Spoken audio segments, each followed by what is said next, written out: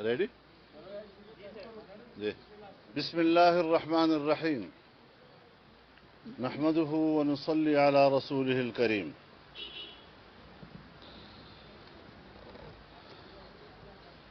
اس وقت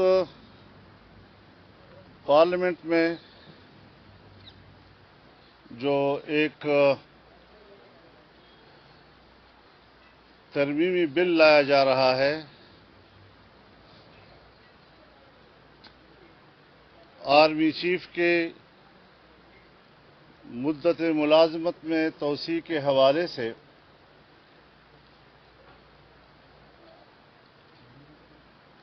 فوری طور پر ہم اپنے اصولی موقف کو دہرانا چاہتے ہیں کہ یہ مسئلہ اہم بھی ہے اور اہم نوعیت کے اس مسئلے میں ایسی اسمبلی جو عوام کا مینڈیٹ چوری کر کے بنایا گیا ہو، جس کو تمام سیاسی جماعتیں، اپوزیشن کی تمام جماعتیں مسترد کر چکی ہوں، نئے الیکشن کا مطالبہ کر چکی ہوں، اس طرح کی قانون سازی کے لیے ہم اس طرح کی اسمبلی کو قانون سازی کا حق نہیں دے سکتے. لہذا جمعیت علماء اسلام اس طرح کی اسمبلی میں انتہائی اہمیت کے حامل قانونی بل، اس پر بھرپور مزاحمت کرے گی اور اپنا موقف واضح طور پر رکھے گی کہ ہم اس جعلی اسمبلی کو ایسا قانون پاس کرنے کا حق نہیں دے سکتے.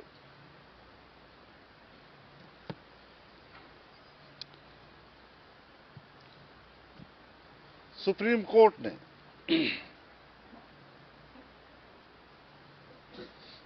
مدت ملازمت میں توسیع کے حوالے سے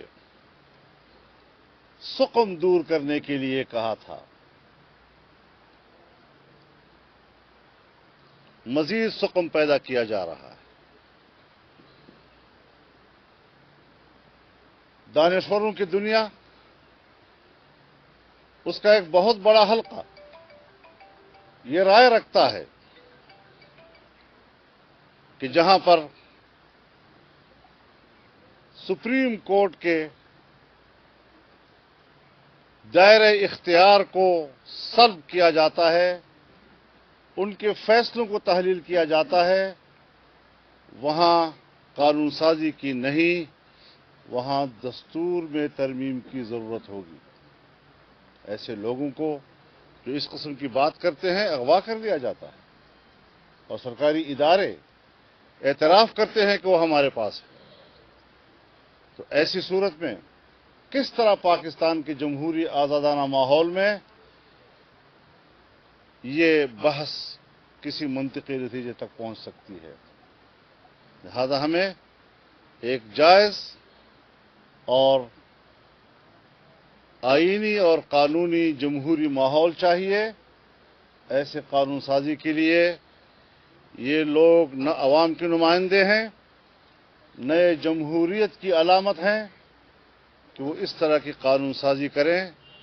ہم سمجھتے ہیں کہ فوج ہمارا ایک دفاعی ادارہ ہے. فوج کا سربراہ اور ادارہ دونوں غیر متنازع ہیں.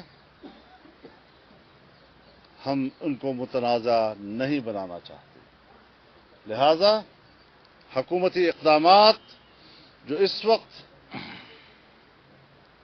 ایوان کے غلام گردشوں میں پھر رہے ہیں، یہ فوج کے ادارے اور اس کی قیادت کو متنازع بنانے کا سبب بنتے ہیں. لہذا جمعیت علماء اسلام اس طرح کی کسی بھی قانون سازی سے اپنے آپ کو لا تعلق رکھنا چاہتی ہے اور اس انداز کے ساتھ قانون سازی کی مزاحمت کا فیصلہ کرتی ہے.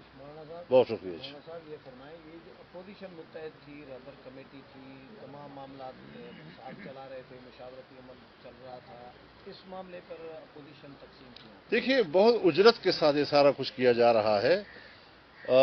رات کے کوئی 8-9 بجے آپ اجلاس بلانے کی بات کرتے ہیں۔ اب اس میں تو ظاہر ہے کہ پارلیمانی مسئلہ ہے، اور پارلیمنٹ کے اندر اپوزیشن کی قیادت پاکستان مسلم لیگ نون کے ساتھ ہے۔ ان کا فرض تھا، اور میں نے کل ان کو ٹیلی فون پر اپنے پیغام بھی دیا کہ آپ پہلے تمام اپوزیشن کے لوگوں کو اکٹھا کریں، آپ کی طرف سے حجت پوری ہو، قیادت کا فریضہ جو ہے وہ آپ سر انجام دیں، تاکہ پھر ایک مشترکہ موقف اختیار کیا جا سکے، لیکن بدقسمتی سے ایسا نہیں کیا جا سکا۔ اور یہ لا تعلق اور مزاحمت دو جملے آپ نے یوز کیے ہیں کہ لا تعلق رہیں گے، ایکسٹینڈ کریں گے یا مزاحمت کریں گے، یا ووٹنگ میں حصہ ہی نہیں لیں گے؟ دیکھیے ہم ووٹنگ میں حصہ لینا یہ بھی اس جاری اسمبلی کی کارروائی کا حصہ ہے، نہ لینا، مخالفت کرنا، ووٹ مخالفت میں ڈالنا، یہ بھی اس کی کارروائی کا حصہ بننے والی بات ہے۔